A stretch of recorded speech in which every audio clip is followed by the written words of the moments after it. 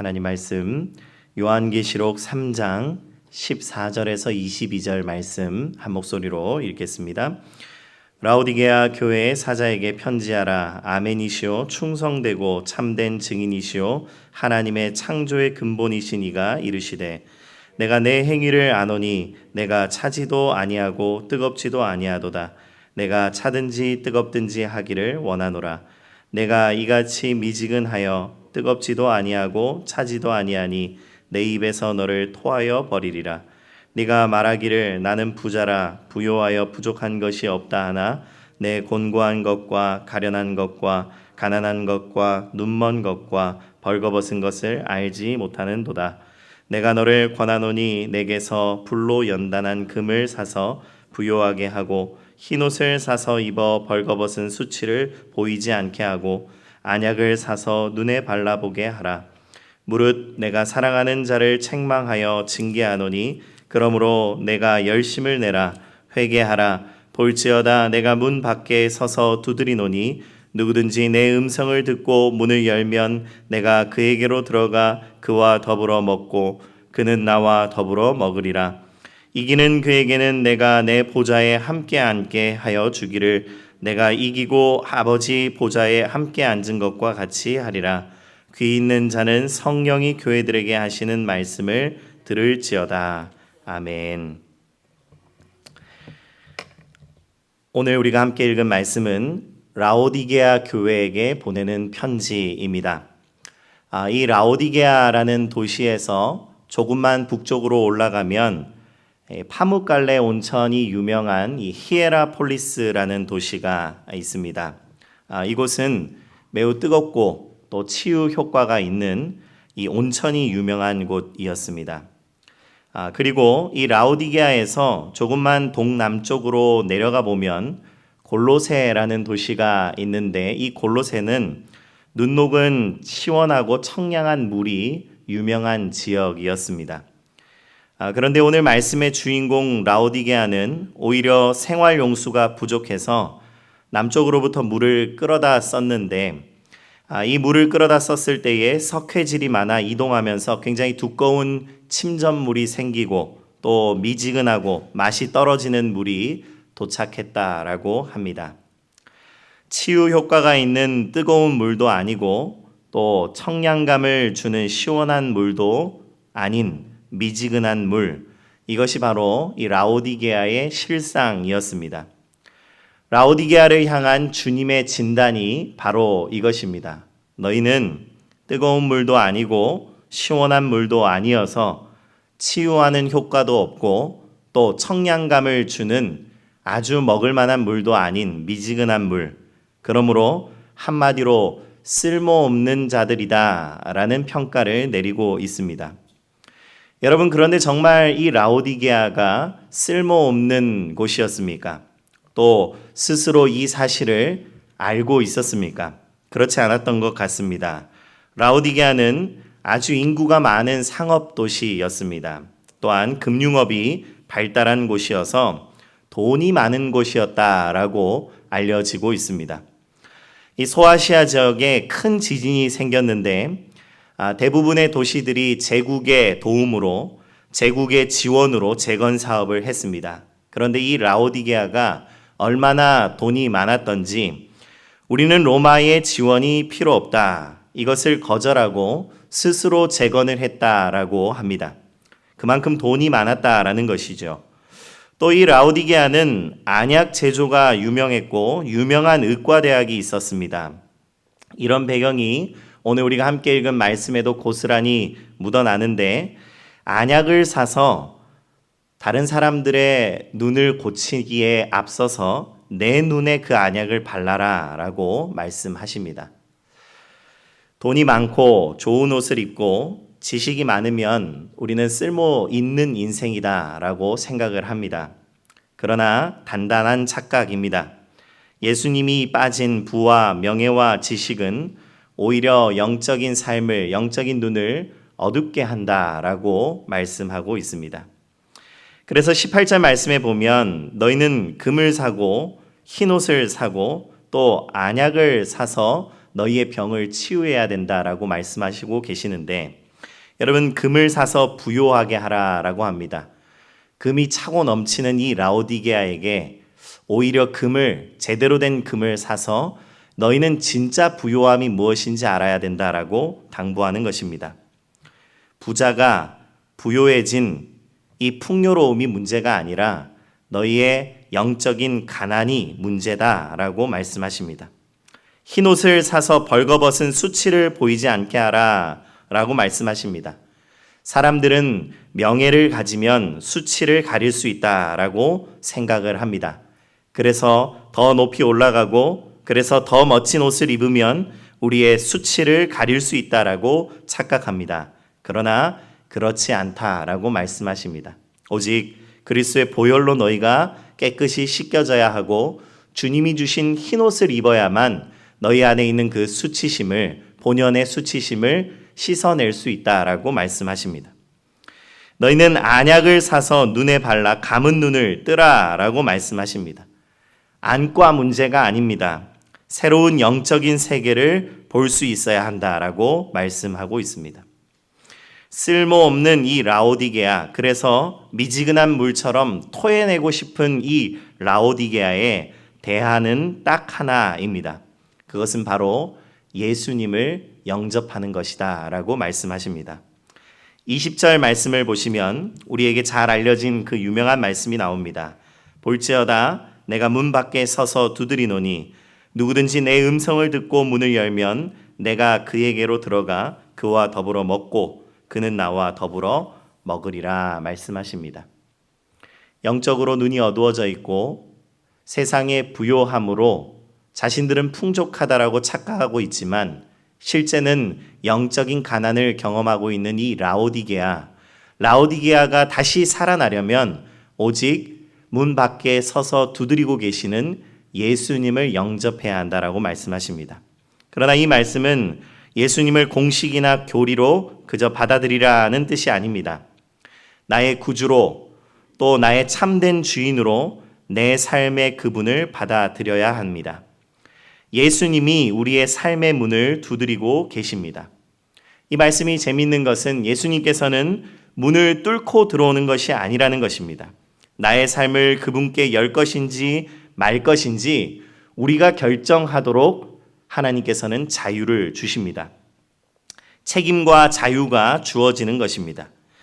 우리가 그 문을 열고 삶의 주인으로 우리 인생의 왕으로 예수님을 모신다면 어떤 일이 일어납니까? 데이프네오라고 적혀 있는데 바로 식탁 교제가 주어진다라고 말씀하십니다.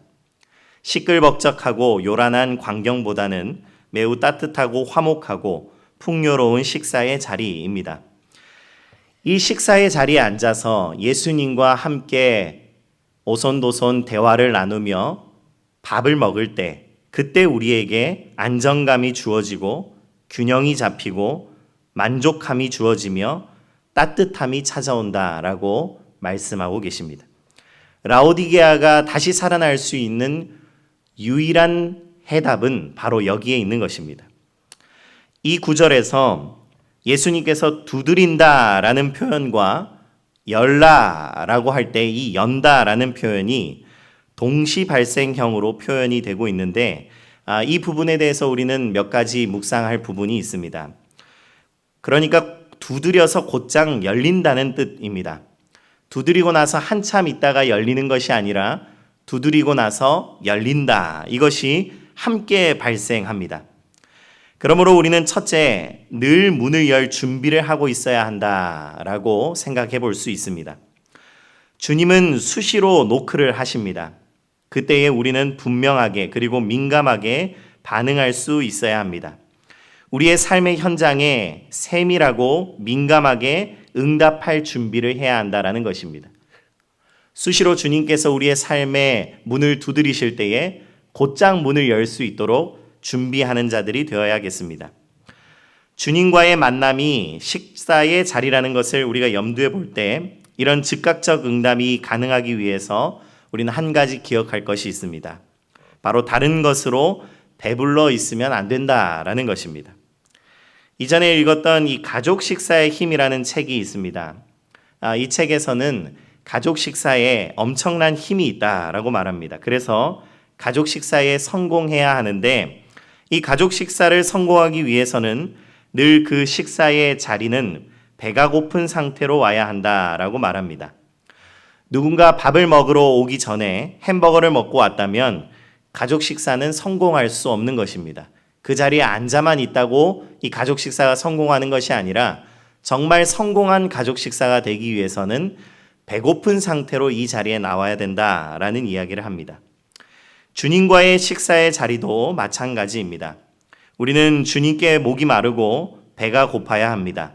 그때 주님께 민감하게 반응할 수 있는 것이고 주님께서 우리의 삶에 매일의 삶에 찾아오셔서 노크를 하시고 문을 두드리실 때에 즉각적으로 반응하고 그 문을 열 수 있는 것입니다. 여러분, 인간은 본래 갈망하는 존재로 태어났습니다. 우리는 무엇인가로 채워지기를 간절히 바라는 갈망하는 존재들입니다. 그런데 이 목마름을 해결하려면 하나님께 나아가야 하는데 우리가 이 목마름을 해결하기 위해서 다른 것으로 허겁지겁 배를 채워버린다면 하나님을 향해 가는 그 발걸음이 둔해지지 않겠습니까? 사랑하는 여러분, 오늘도 다른 것으로 우리의 삶을, 우리의 영을 채우는 것이 아니라 하나님으로, 하나님의 영으로 가득 채워지는 저와 여러분들 되어지기를 간절히 소망합니다. 또 한 가지, 주님이 두드리신다는 것, 그리고 우리가 연다는 것, 이것이 동시 발생형이라는 것은 주님이 두드리실 때에 우리가 열기만 하면 주님은 들어오실 준비를 마치고 늘 문 앞에 서서 기다리고 계신다는 것을 의미합니다. 이 말씀은 얼마나 우리의 큰 위로가 됩니까? 우리는 늘 많이 떠나온 것 같고 주님께로부터 크게 멀어진 것 같습니다. 그래서 우리가 다시 주님을 향해 고개를 돌리고 몸을 틀어도 너무 멀리 와서 주님과 가까워지기에는 어려운 것 아닌가, 이런 두려움에 사로잡힐 때가 있습니다. 그러나 오늘 말씀해 보면 그래봤자 우리는 멀리 도망가지 못하고 집안 어딘가에 웅크리고 숨어 있는 것입니다. 그리고 문 앞에 우리가 나서기만 하면 그러면 주님께서 그 문 앞에 서 계신다는 것을 우리는 깨닫게 됩니다. 내가 문고리를 잡고 돌리려고 하면 내가 민망할까봐, 또 내가 초라해질까봐 재빨리 주님께서 노크를 해주십니다. 네가 날 찾아온 것이 아니다. 내가 널 보고 싶어서 온 것이다. 주님께서는 성경을 통하여 우리에게 줄곧 말씀해 주십니다. 사랑하는 성도 여러분, 주님께서는 오늘도 우리의 문, 바로 그 앞에, 코앞에 서 계시는 분이십니다. 아무리 우리가 멀리 돌아선 것 같더라도 주님은 늘 우리 앞에 서 계십니다. 겁내지 마시고 두려워 마시고 용기를 내어 문고리를 잡으시기 바랍니다. 그리고 그것을 돌리려고 할 때에 주님께서 우리에게 말씀해 주십니다. 내가 너를 오늘도 보고 싶어서 찾아왔다라고. 사랑하는 성도 여러분, 세상은 부와 명예와 지식으로 쓸모를 평가하지만 하나님의 사람은 그 기준이 달라야 합니다. 부와 명예와 지식이 쓸모를 판단하는 것이 아니라 내 안에 얼마나 예수님께서 머물고 계시는가, 그리고 내가 얼마나 예수님과의 식사 시간을 소중히 여기고 있는가, 그리고 오늘도 예수님과 나란히 앉아 그 밥상 앞에서 예수님과 얼마나 깊은 사귐을 누리고 있는가, 이것으로 우리의 쓸모가 평가된다라는 것 기억하시고 오늘도 예수님과의 관계를 점검하고 또 그 예수님과의 깊은 사귐으로 들어가는 기도의 시간 되기를 간절히 축복합니다. 제가 기도하겠습니다. 사랑과 은혜가 풍성하신 하나님 아버지, 우리가 문만 열면 새로운 세계가 우리 가운데 펼쳐짐을 믿습니다. 우리가 문만 열면 예수님께서 그 앞에 서 계시고 식탁을 차려주시고 우리와 나란히 앉아 함께 밥을 먹으며 우리의 삶의 하나하나를 세세하게 살펴주시고 말씀해주는 주님이신 줄 믿습니다.